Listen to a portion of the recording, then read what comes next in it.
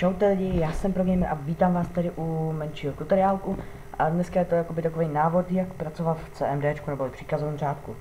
Takže já myslím, že můžeme jít na to.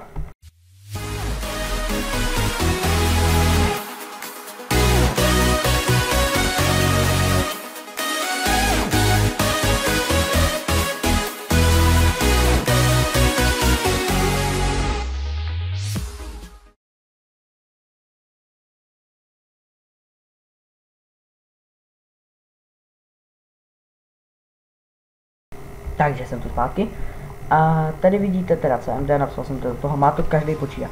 Důležitý je spustit ho jako správce. Jo? Tak a tady když ho máme jako správce, tak už teď jdeme na první věc. Takže první, co bych udělal, by bylo color mezera A, což je color mezera A, což dělá jakoby, vidíte, že to změní barvu. Druhá věc je, že si tam třeba něco takhle naspawnujeme, jo. A teď nechceme to tam mít, tak napíšem CLS a ono to zmizí. Tak jo.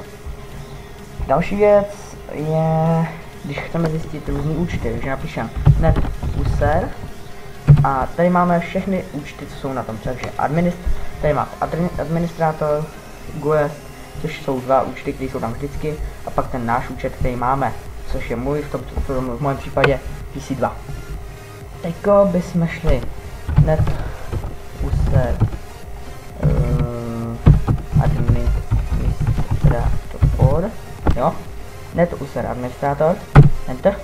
Tady máte všechny specifikace o tom účtu, takže tady máte například, jestli je aktivní, nebo jestli někdy vypršel, jestli má heslo a tak dále. Když chceme si udělat třeba účet, který nechceme, aby viděli rodiče, tak si napíšeme právě, že to net user administrátor mezera lomeno active mezera yes. Jo, takže net user administrátor mezera lomeno active yes. Enter. A tady nám to píše, příkaz byl úspěšně dokončen. A teď se nám, když bych to teď vypnul, což nemůžu, protože točím, objevil účet. A my ho chceme třeba, já nevím, řekněme, že je zaheslovaný. A my ho chceme odheslovat, tohle to platí pro každý. Takže napíšeme znova net user administrátor mezera lomeno, ne, žádný lomeno, mezera a napíšeme hvězdičku. Jo. A teď nám to píše, zadejte heslo pro uživatele, tak si zadáme, jaký chceme heslo. Když nechceme žádný, klikneme to enter, potvrdíme ho enter a účet byl právě odheslován, co já, že jsme úplně bez hesla. Jak on to normálně spustíme. A když ho chceme zase vypnout, tak napíšeme net user administrátor, jo, mezera lomeno active mezera no, jakože jestli ho chceme vypnout. Enter, příkaz byl úspěšně ukončen, takže jsme ho právě vypli. No a pak už bych asi jenom dodal, že CMDčko je v každém počítači, že ho můžeme používat. Vlastně to je takový příkazový řádek, který musí být ve všech počítačích. Maximálně ještě můžu zjistit, že napíšu IP config, dám enter a teď se vám objeví všechny IPv adresy, kterou já právě musím zamazat. Takže máme naši IPv4 a blablabla.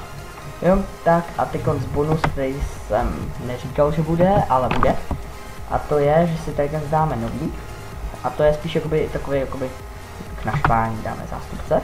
A s tím se dáme schudovn mezera pomlčka s, jakože v sekundách mezera pomlčka t, jako že čas mezera, čas, při kterém chceme, aby se ten počítač vypnul, co já, že to vypíná počítač.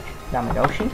Tak jen se ho pojmenujeme, takže Internet Explorer, jo, a dáme dokončit.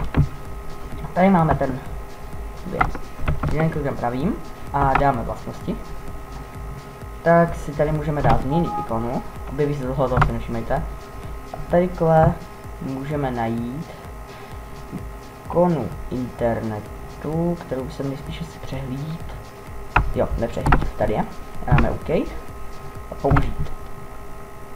Enter. Teď ho vidíte. Tenhle ten bílej ten je pravej a tenhle ten je obyčejný. Tenhle ten když schovám a dám tam místo něj tenhle ten, jo, někam sem třeba, tak kdokoliv přijde na tenhle počítač, tak ho otevře a co mu to napíše? Systém Windows se vypne za necelou minutu, což znamená za těch 30 sekund. Aby jsme se tomu ubránili, tak musíme napsat tenhle okénko shut down meza pomlčka a. Jakože, nevím co to znamená, ale prostě to vypne. A teď jsme to trošku udělali. Tak a vpravo se objeví, že plánované vypnutí bylo zrušeno. No a to je pro tohle video všecko. Já se s vámi učím, doufám, že se na to podíváte. Všechny příkazy budou v popisku, takže